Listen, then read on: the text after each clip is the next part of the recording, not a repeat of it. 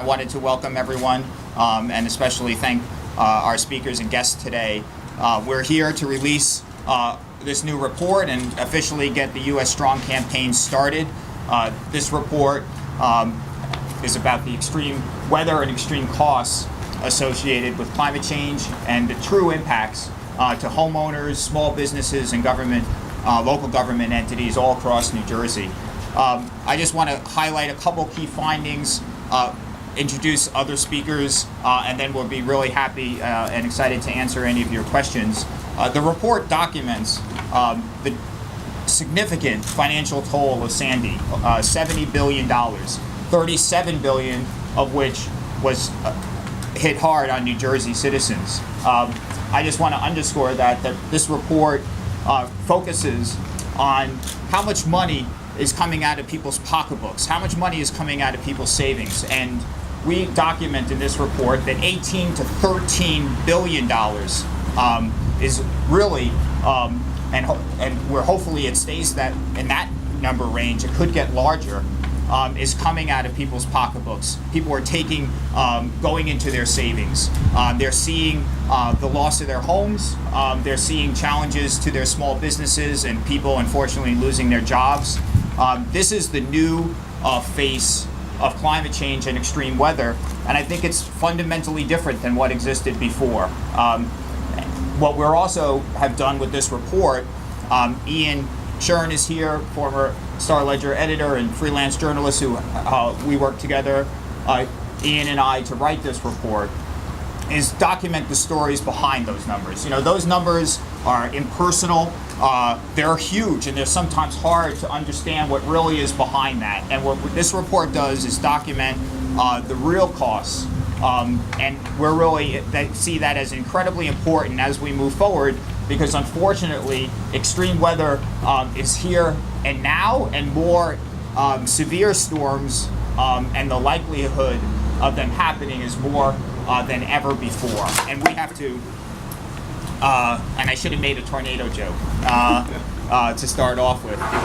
It's definitely the fact that extreme weather is here and now, and that these people, small businesses, are truly the face of those issues. And we're happy that we have some of those people here to speak directly to that issue. And then you'll see in the report, and actually because of videos that we've done with Senator Singer and other great representatives of these issues, that you can just watch those videos too. I want to mention that U.S. Strong is a nonpartisan, nonprofit effort to try to engage New Jersey citizens and people all across the country to get them mobilized around the idea of having a federally dedicated source of funding. We're calling it the Extreme Weather Relief and Protection Fund. That would be similar to the Federal Highway Trust Fund, that would ensure that there would be money available for emergency relief, as well, and potentially even more importantly, to storm prevention, because we have to make investments, and we know that those investments are significant, and it's going to cost money to do that. We have to have an open dialogue about that across the country, that this is obviously affecting New Jersey, but these issues are affecting communities all across the country. The report does do a little dive down into Colorado as an example, another recent community hard hit by extreme weather. And then today's tornado warnings are just, again, we didn't plan for those tornado advisories, but when you read the section on extreme weather science, we definitely are not surprised that we're seeing more severe weather. It's coming, and we're going to have to be prepared. So I want to stop there. Introduce also, I think Faith is here. Faith, why don't you come up and come on, just so that people that are in the report, the true faces of these issues in New Jersey. I want to introduce State Senator Robert Singer, who's just an absolute great person to have here today, because not only is his district directly affected by the storm, but he has been working on these issues for over 20 years, both in the State House. He's also works at the Ocean County Department of Health and has a real detailed knowledge of how these issues affect real people on an everyday basis. So I'm so proud and happy to have Senator Singer here. Thank you, Senator. Thank you, Kirsten. Thank you for allowing me part of that report and some of my input. You know, all of us looked at Katrina and said, that could never happen here. And it was certainly something we all looked at. And the government ran to send money and help down there. When it came to Sandy, we found out all the problems that didn't happen in Katrina when it came to money. It came to our residents. For example, we had to wait till money was approved by Congress before money could be sent. And then you saw the fight. Some senators and congresspeople said, we don't want to send money to New Jersey. They should help themselves. Others said, well, let's tack more things onto that bill that have nothing to do with Sandy relief. And we saw that delay and that delay. And now we see people now saying, well, maybe I'll get my money in the second round or maybe the third round. We need a dedicated source of money. The people that are hit by a disaster, whether it's a Sandy, whether it's a tornado, which we saw in the Midwest this past year, whether it's severe weather flooding like we're seeing in Colorado, they can be assured the money is there. They don't have to wait or put themselves at the mercy of some congressman or senator saying, I don't really think I have to do that because it doesn't affect my district. So number one, a permanent funding source has to be found. Second of all, you know, a lot of people think that everything is okay in New Jersey. 75% of New Jersey thinks everything's okay. Come down to the shore and see it's not. You know, I was with one of the fields in Monmouth County today on another issue dealing with the environment, and they said, I got a phone call from a resident from Ocean County, and the man says, you know, I'm not in my house yet, and I don't have money to fix my house yet. And he said, they had this terrible fire in Seaside, but they're sending money there, but what about my house? How do you answer that to a person? Business is very important. We have to rebuild the shore, and I'm 100% behind that and funding that. We also have to help rebuild those houses. And you know, you can repeat that story up and down the shore. And part of the problem that disturbed me very much so, people outside of the state saw the pictures of Manahawkin and the multi-million-dollar house being washed in the ocean, and they thought, well, those are second homes, who cares? You're in Point Pleasant Borough right now, where there are 1,000 people who need help in their houses, in my district, because it didn't happen down the ocean, it happened in the bay. And their homes were damaged, and they need relief. And very, very honestly, these are working people in New Jersey. They're not wealthy people. They're people like you and me that have mortgages on their houses, have families to raise, and therefore are looking for that help from the federal government and the state government, and it's delayed in coming, or it's not coming yet, or they've been denied. So therefore, you know, I'm supportive of the fact that we are in a climate change. There's no question about it. We see the severe storms. We see the hailstorms. We see all kinds of things. Today in New Jersey, we have tornado watches. Things unheard of a couple of years ago. We have to prepare for the future. The best way to make sure there's money there to help the people, and again, they're not on the mercy of the whims of Congress, as we see that's poorly acting today as to what happens to the people here. Again, people down the shore need help. It's not over. It's just beginning to help these people, and we must be supportive of this both in the state and federal level. Thank you. Tom Foti, homeowner at Toms River. Here, go make sure you're in the front of the mic, though. Well, I live at the foot of the bridge where you all camped out when Sandy hit. I call that section Breezy Point behind Seaside Furniture, where all the boats were floating across. And that's where I was. And Brian came down and looked at my house today, and he looked at my neighbor's house across the street. He's getting bulldozed. It only took him 9 months, 10 months to get the bulldozer over there, almost 11 before that. There's still 13 homes have been bulldozed in my community. There's probably another 14 that are going down. You know, you think you're finished with Sandy. My house, I was lucky. I was saved by 4 inches. My house is 6'8" above sea level. The water was 6'4", so I missed 4 inches. I watched the water come up the stairs, and my neighbors had waited across to come to my house because their houses were all flooded, and I happened to be a little higher than them, and we were waiting to see where we were going to go after that, and luckily it turned around. So you think you're done. I was lucky. Last week, my well went. And when the guy came, he says, yeah, we've been repairing all the wells because they're submergible. I live in one of the few areas of Toms River that's still well water. The pump, submergible pump, had salt water go down there. It's affecting the wiring. The same way it affected Seaside Park. And basically it rotted out, so it was $1,500. Now luckily I had the money to go put a new well in. If you are strapped for cash or you're waiting for insurance money, you don't have well water in your house. Now you're back out of your house because you're depending on the well water. It's just amazing what's still going on. My neighborhood, there's probably still 70% of the people are not back in their houses. If you drive around, now we're at the mouth of Toms River and on the bay, so we have both sections right there. There's houses that were going for $850,000 that are now $299 as is. and you can see the houses are all collapsed and everything else. They're just trying to get money for the property there. It's having an effect on Toms River. We met with the mayor of Toms River, Tom, and we're sitting there talking about it. The tax base is hurt. We used to pay the taxes for a lot of Toms River on the water. We're now going to be worth less money because people are not buying the houses, or we're not in our houses, so they can't tax us for our houses. So the rest of the Toms River has now seen their taxes go way up. They say, what's going on here? You're not spending any more money, but the houses are all worth less, especially the ones laying in the ocean. As you notice, I got a striped bass sitting on my shirt here. I represent Jersey Coast and Jersey Coast Anglers and New Jersey State Federation of Sportsmen.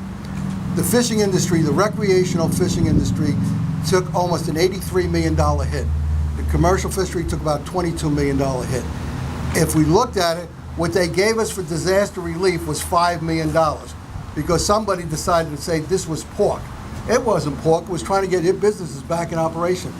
When you ride up the street, you see Real Life, one of the marine tackle stores over here. They're hanging on by a thread. I was at the Governor's Surf Fishing Tournament yesterday. Usually we have about 800-900 people in that tournament. There was, I think it was 400 or 500. We were 400 down, the lowest point we've ever been. I ran a fluke tournament for Jersey Coast, one of our fundraisers.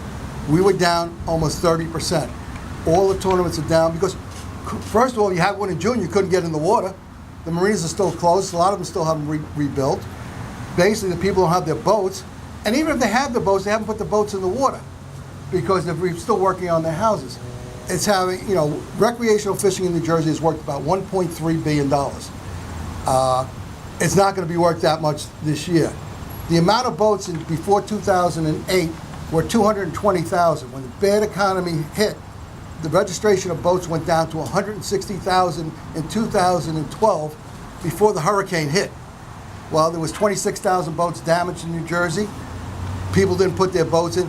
I would be surprised. I've been waiting for the Department of Transportation figures, but I would basically say we are probably down to 120,000 boats in New Jersey. That's a loss of 50%.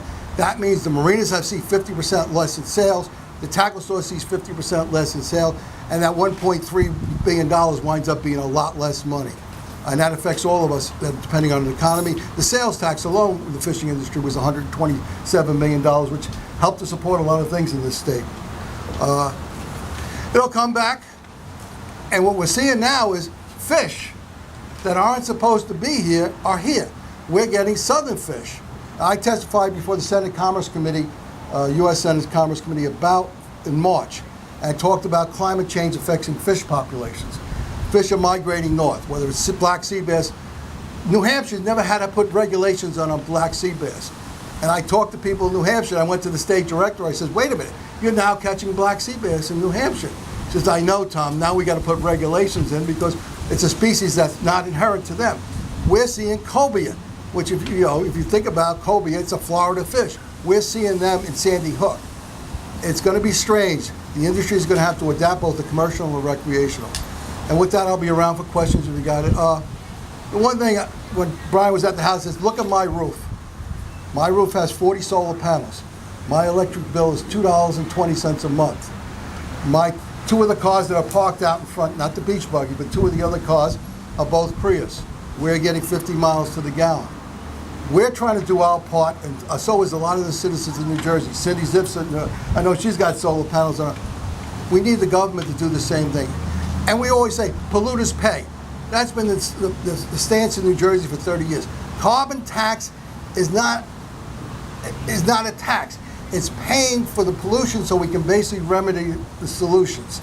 I just came back from Washington State for a meeting out there, and every place you looked on every ridge were windmills. We had a good solar program. It's been a little tough in the last 2 years because we redispersed some of those funds. We need to go back to that. We have clean energy so we don't have all this carbon up in the air. And I'll move out and let the next person in. Great. Gigi Logano-Dorr is obviously also profiled in the report. You may want to just give a little background in terms of who's doing it. My name is Gigi Logano-Dorr. I am the owner of Jacob Bob's Bay in Union Beach, New Jersey. I'm here for two reasons. One, for the residents. In our town, we had 2,300 homeowners prior to the storm. 911 homes took on 3 to 12 feet of water. 677 had 3 feet or less. We had 70 homes that were demolished the night of the storm. To date, there's 194 homes that were demoed, and there's still 60 more homes that need to be demoed. One of the demolitions is our property, is Jake Bob's Bay. We are struggling with the insurance. We had our flood insurance for commercial property was $500,000. That was maxed out in the bank. We have our other policy is up to $1.2 million, and they offered us $9,657.14. Under that policy is a $300,000 policy for business interruption. I keep saying we're interrupted and we're not getting any money. There was another policy underneath there for relocation of our business, and we did a temporary location, and since they're saying it wasn't wind damage, they're not paying. So we keep saying we prepared and we protected ourselves. We went and we did what we were supposed to do as business owners and community members. We bought insurance, we protected ourselves. In the event that something would happen, we would be protected. This is the event, and we are certainly not protected. We are struggling like everybody else up and down the shore. And my problem right now is insurance, so if we could figure that part out, we'd be good. Great. Hi, my name is Faith Ligori. I live in Seaside Park, New Jersey. I guess I'm here to talk about the face of the storm from a very personal perspective. So many homeowners have not been deemed eligible for any grants or subsidies in any way, shape, or form. We found that our homes, which may have met the previous height elevations, no longer do that.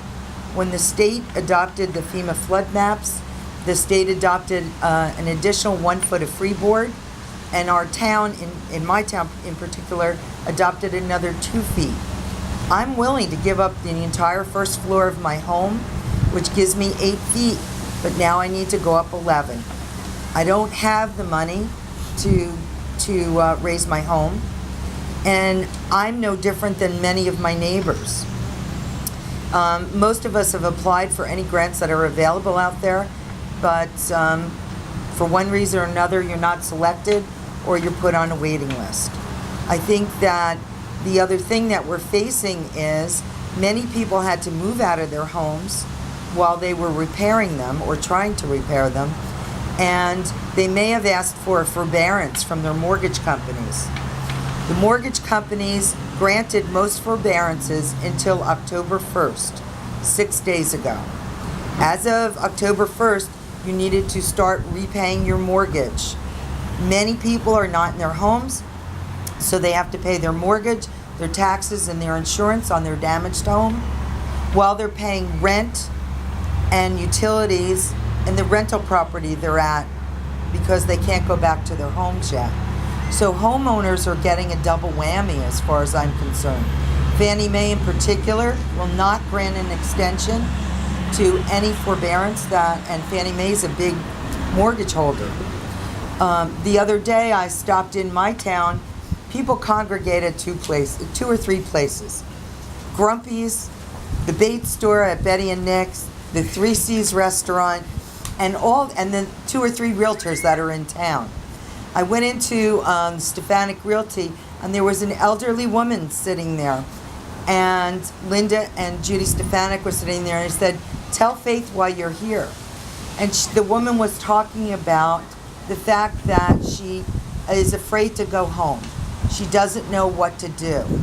In the interim, she's rented someplace in Toms River in a senior center, but she says, "It doesn't feel like home to me." She spent the last 30 or 40 years in Seaside Park, and she doesn't know what to do. I'm 63 years old. I'm overwhelmed with the paperwork. I've not settled my insurance claim, and I wonder to myself, what does the 83-year-old person have to do? What are they going through? I wrote a letter that got posted on YouTube, and I got a thank you note from a couple in South Seaside Park.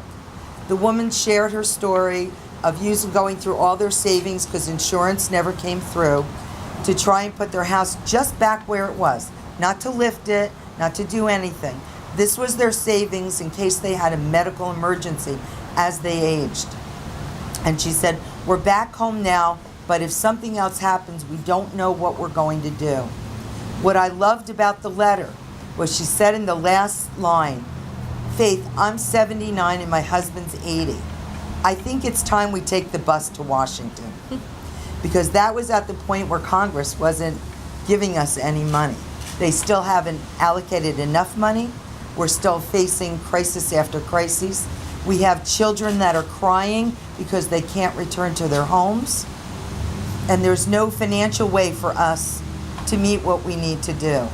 I think that I recognize the importance of the environmental issues here. We need to find a way to make that more reasonable for people to meet in a more gradual level. Thank you. We're going to open up for questions. I just want to remind folks that, to thank the speakers here today. It's not easy to come out and talk about these things, and you'll see in the report, there are some people in the report that are profiled that I think one person is 90 years old and saying those exact words in the report. So I definitely encourage everyone in terms of taking a look at the report, asking any questions. When you start speaking about these numbers, as I mentioned, $8 to $13 billion that we've identified and through the state that are not going to be covered by state and federal assistance, we're going to have to, and we know that extreme weather is going to cause more of these events, maybe in New Jersey, maybe somewhere else.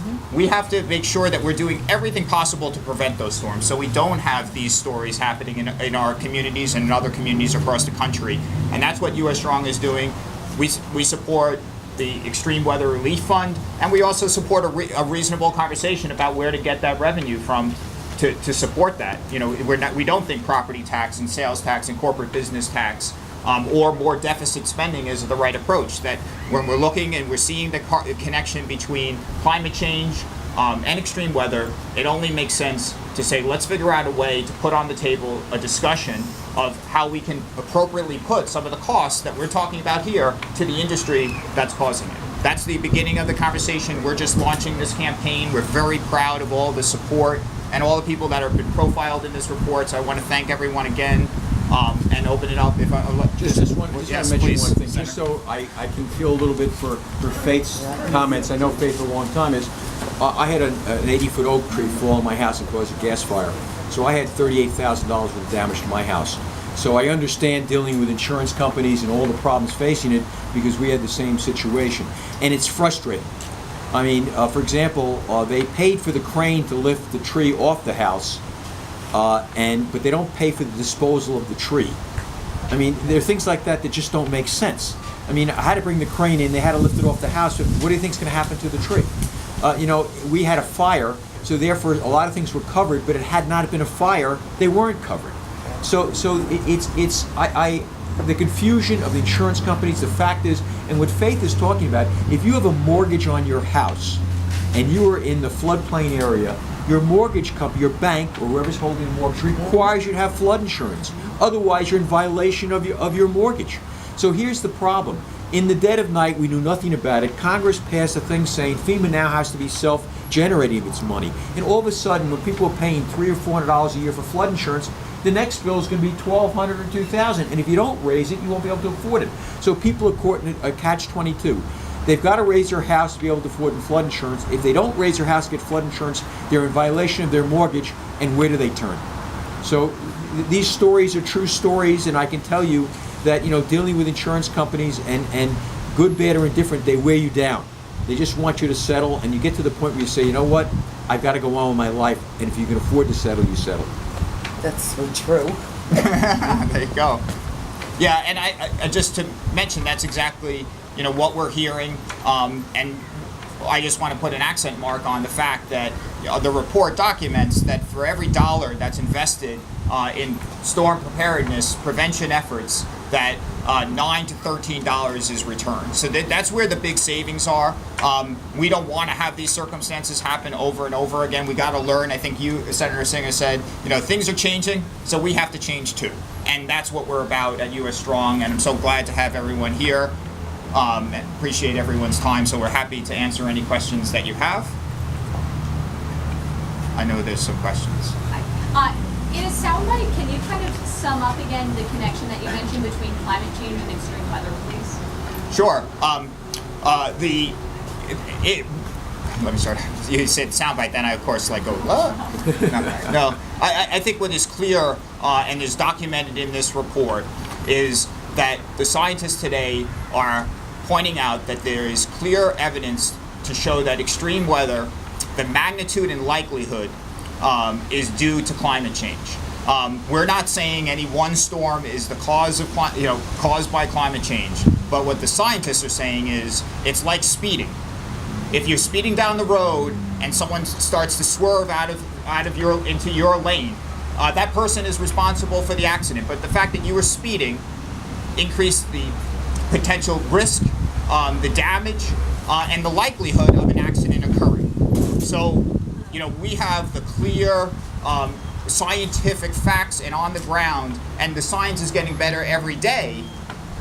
But what we know now is enough to act. And what we have to do, as Senator Singer says, is start doing things differently. And that goes to policy, and clearly we need to get better prepared for extreme weather.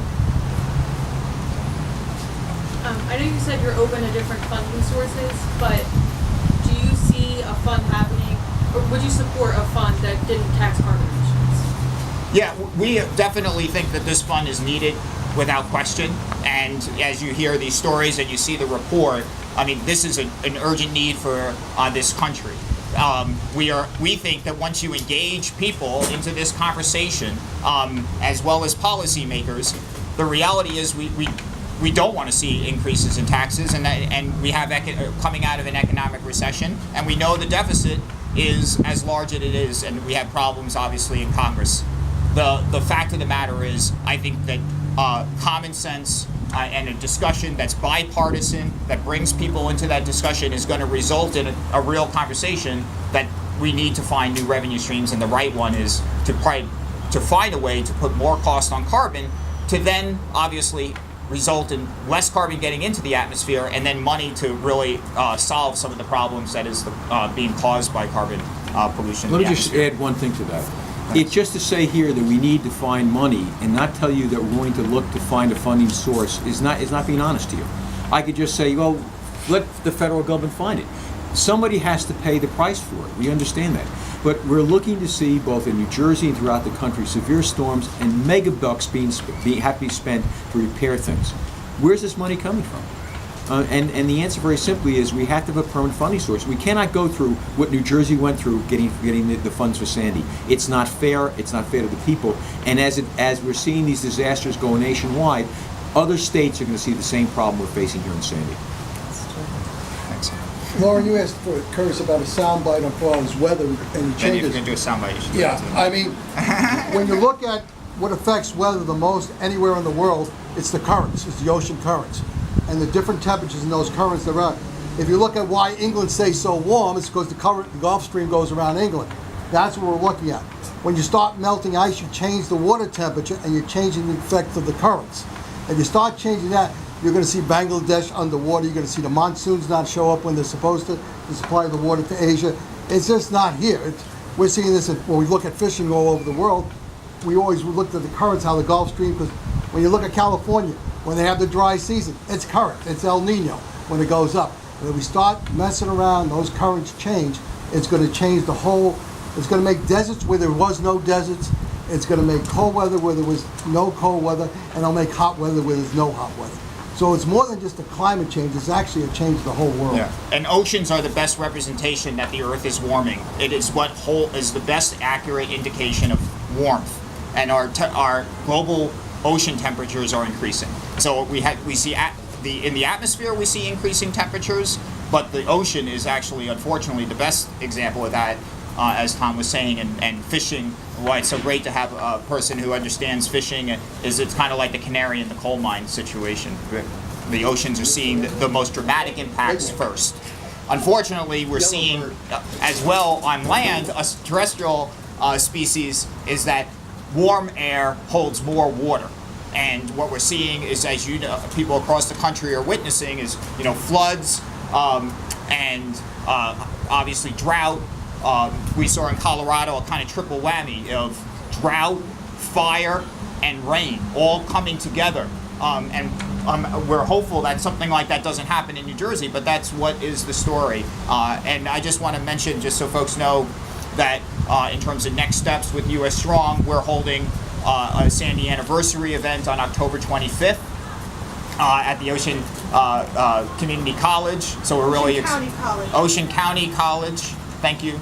So we're holding an event on October 25th, bringing in a whole bunch of local representatives, homeowners, people that you see here, and other people in the report and elsewhere. So we're very excited also that this campaign is continuing to grow and send a message to Congress that we need to see action.